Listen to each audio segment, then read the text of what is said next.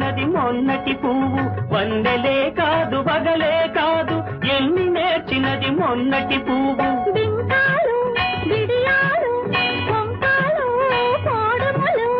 ఏమో ఎవరిదో గాని విరి గడసరి